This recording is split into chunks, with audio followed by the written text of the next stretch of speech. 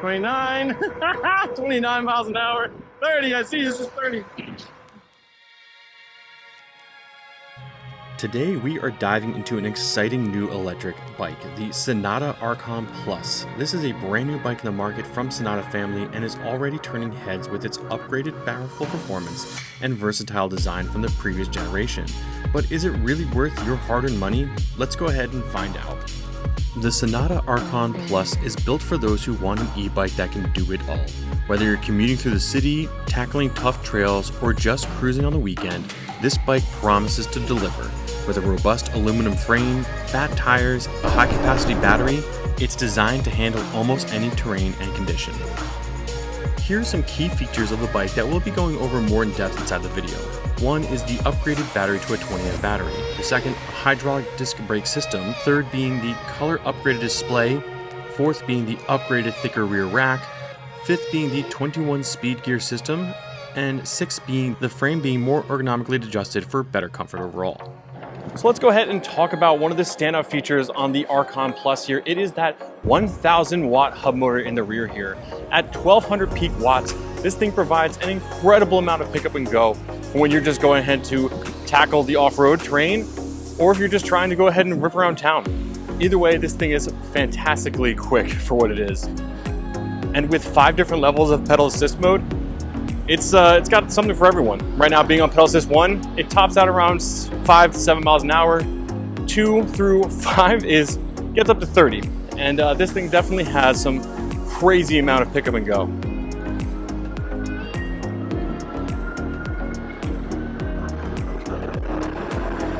So one thing I will say is about this motor as well too is it's not a torque motor system, it is a cadence motor system. So meaning that as you pedal, it just starts taking off. And then when you let go, it also has like a little bit of a hesitation there. Torque motor systems don't allow you to do that. They actually respond to what your input is. So it's a little weird to get used to at first. And you know, honestly, it could put you in some situations where you start pedaling and if you're on pedal assist 5, you're gonna take off. So just know that you've got to kind of be a little bit more mindful of that. The other benefit is that it does have a half twist throttle here, allowing you to go ahead and gently pull back on that half twist throttle and completely use just throttle alone, not worrying about anything along those lines that way as far as pedaling. My favorite feature to using throttle though is honestly when I'm at a red light and I'm completely stopped, allowing to go ahead and pull back on that throttle gives you to start going, which is nice in that sense because you don't have to worry about balancing this giant bike and taking off. So being able to get yourself in a balance point and then start pedaling, it's nice in that feature. So right there is a perfect example of why I love the throttle control, is that I don't actually have to pedal when I'm taking off there, but then I'm able to go ahead and start pedaling after the fact, which is nice. Not having to worry about balancing this giant bike when I'm stopping and going in traffic like I am, it makes it easier for any situation in a city commuter.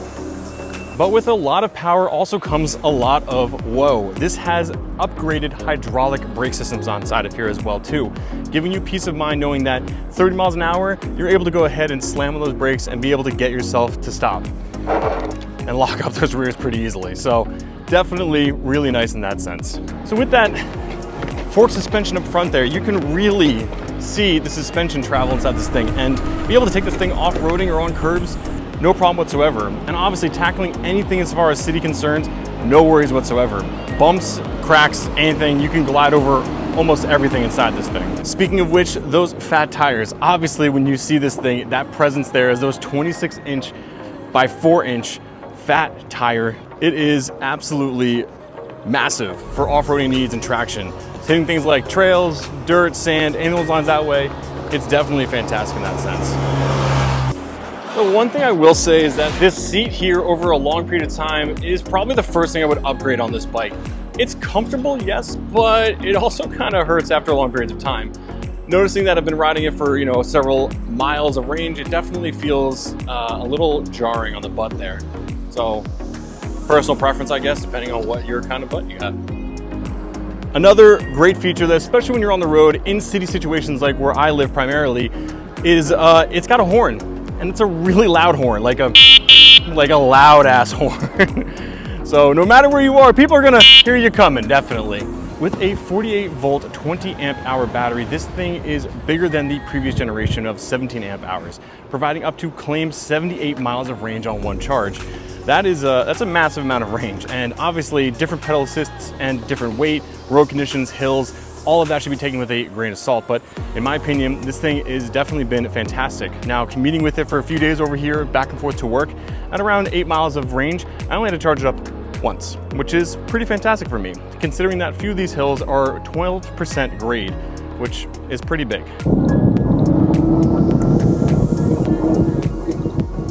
This is the hill that I'm walking right now. 19 miles an hour, 20 miles an hour. It is a 12% gradient, so 12% going upside. I don't even know if this is going to show this on the actual video here, but it is steep, and I'm doing throttle only right now. 17, 18, a little elf here. This is pedal assist 5, full throttle. 100 kilo, 220 pound rider. Commuting back and forth, like I said, it's just it's a lot of strain on the motor, but I made it up here. Not 30 miles an hour, but 18, 19 miles an hour. So I can't complain about that at all. This bike has really performed beautifully all week long. I can't complain. The thing is that commuting here in New Jersey is not like New York City. It's not like any other place. It is very spread out.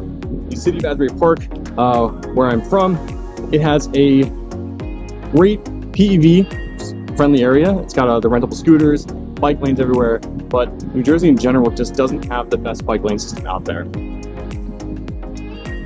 And people just genuinely don't know what to do with PEVs that can go fast. Now, here is the thing that will actually eat up your battery range the most, is just using the throttle input. So basically here I am showing that from 20 miles an hour and just using just strictly the throttle alone, getting all the way up to 30 miles an hour on this thing. And that's pretty easy to do on a flat road with these. Going downhill, you can obviously even hit faster. Going uphill, it's still kind of got up to like the 25, 26 miles per hour, but going up a very steep hill of like a 12% grade hill. So definitely something to think about when you are picking this up. You can use this strictly almost like a moped, or you can use it with the pedal assists, allowing you to get some exercise mixed with the throttle input as well. Here is another upgraded feature, is the color display on here. Now you can see in a variety of different settings of like lighting, you can actually see this thing in broad daylight, which is truly awesome. Color screen is beautiful. It showcases everything you need on there as far as your odometer, your tripometer, your max amount of speed, your average speed, and even the volts on the battery, which I think is more important than the battery itself displaying on there, because it actually gives you an input of letting you know where you stand as far as the battery goes. Truly a great feature. Another awesome safety feature in conjunction with the hydraulic disc brakes is the LED light system that's on here. Being able to go ahead and steer yourself at night or during the day gives you that peace of mind, knowing that oncoming traffic can see you, you can see the road, and vice versa with the tail light as well too. The taillight is nice because it does light up when you pull on the brake there as well too, so that's a major selling point in my opinion. So this system comes with a 21 speed system, which is honestly more than your typical e-bike delivery system out there. Typical e-bike companies come with the 7-speed Shimano shifters. This 21 gear system is plenty, so having total options throughout the range there. If you are just using it for pedal assist 1, 2, and even up to 3, I find that beyond pedal assist 3, that no matter what gearing you have it in, your legs are gonna pedal, but you're not gonna catch up to how fast you're going in the motor.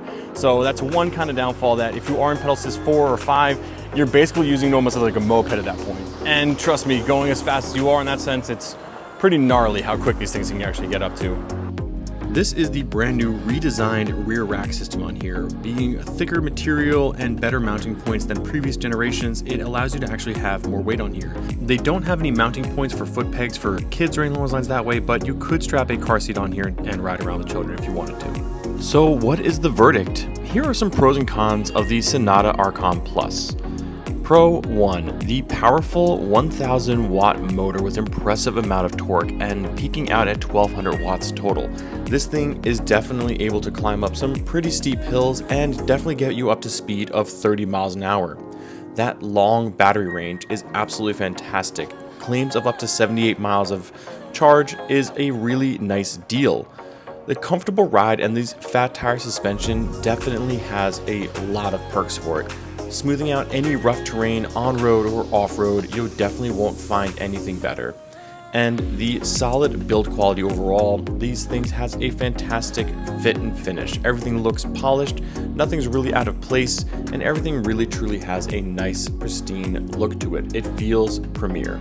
Cons: this is a slightly heavier e-bike in its class, so because of the larger battery capacity and a little bit more robustness to the frame, it is slightly heavier.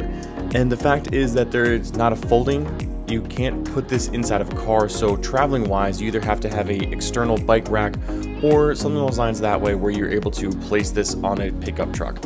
I don't have either one of those situations, so having to ride this back and forth to locations was fun, but at the same point just something to consider.